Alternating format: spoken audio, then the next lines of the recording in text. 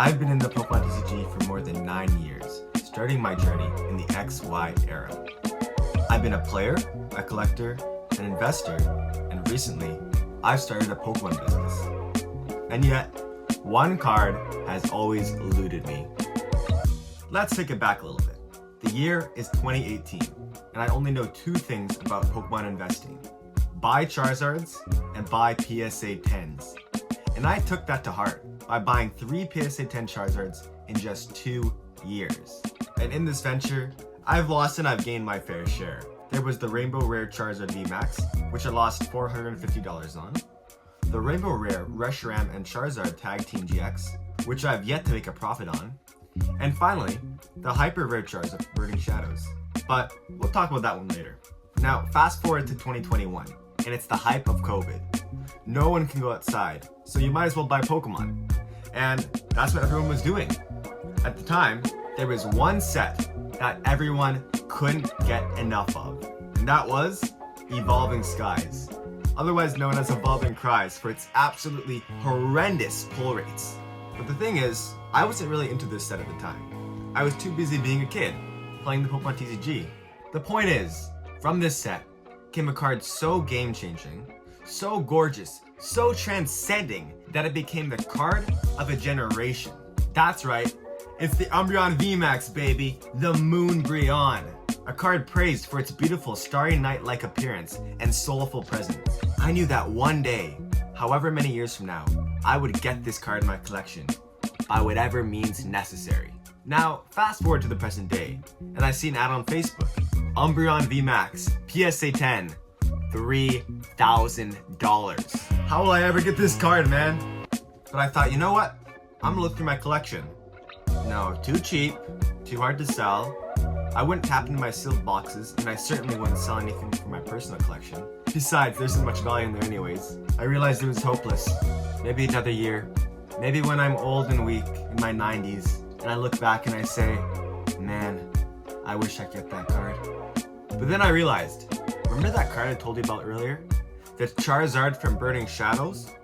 Well, that card has been sitting in my safety deposit box for the past 8 years, and now I'm almost forgotten about it. Now, let's check on the price. $3,000. What? I bought this card for $300 a few years ago, and now it's $3,000. I must be dreaming. It must be a mistake, but it's true. Because of its incredibly low pop rate, the PSA 10 is astronomically high priced. Maybe there is hope. Maybe I can trade. So I messaged the seller, and after a few days of back and forth talking, the deal was set. We were to do a 1-to-1 trade. But I hear you asking, aren't you worried? Aren't you worried they're gonna be a scammer? A scalper? Someone who boxes people at Costco? Well, there's always a possibility of these things happening. Here are some things that I do, and that you can do, to make sure you're not getting scammed. Number 1, I always check the seller's rating. This particular seller had a 4.3 star review, so I wasn't too worried.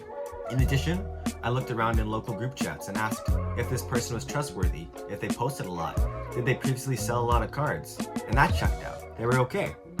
I also checked the cert number and found that, yes indeed, this card was real, and it looked pretty pristine in that. But there's one more important thing that you should do. One more thing that I believe is the very best thing you can do if you want to protect yourself from getting scammed. And that is, buy a black light. Now, a black light can detect PSA markings to make sure a slab is real or not. And with fakes becoming better and better every day, I was happy to have this tool in my arsenal. So with that all out of the way, it was time to bring my Rainbow Zard out of the safety deposit box and into the light. But once I got the card and took a real good look at it, I realized it was a lot more damage than I'd remembered. Like, a lot more damage than I remembered. It was top heavy, had a massive whitening at the top left, top right, and bottom left corner. I don't think this card could even pass for a PSA 7 nowadays. The thing is, this may be a lot more okay with trading the card away, but also a bit nervous. What if the Umbreon seller didn't want such a dinged up Zard? What if they were scared it was a fake? What if they didn't want the card merely because it didn't look presentable enough? I was getting a little bit worried, but I decided not to let my emotions get the best of me. So I went on with the deal and decided, you know what? Whatever happens, happens. Sadly, I didn't feel too comfortable filming the interaction. I mean, this is a place I'd never been before, trading with a person I never really met before. And on top of that, I didn't want to scare the seller away. I mean, the card's already dinged up. What if he gets suspicious? But what I can give you is the final result. And that is... Guys, sadly, we got it! We got the Moonbreon. We did it. We got the card. After 4 years of looking for the card, countless price charts, card shows, and eBay listings, so many hours of looking through investing videos and what I should get, and I finally have the Moonbreon. Thank you guys for watching the video. I really appreciate it. I actually can't believe we have the card in our collection. I'm so thrilled. I hope you guys enjoyed the video and have an amazing day. Like, comment, subscribe, and stay tuned for the next video coming very, very soon. Peace.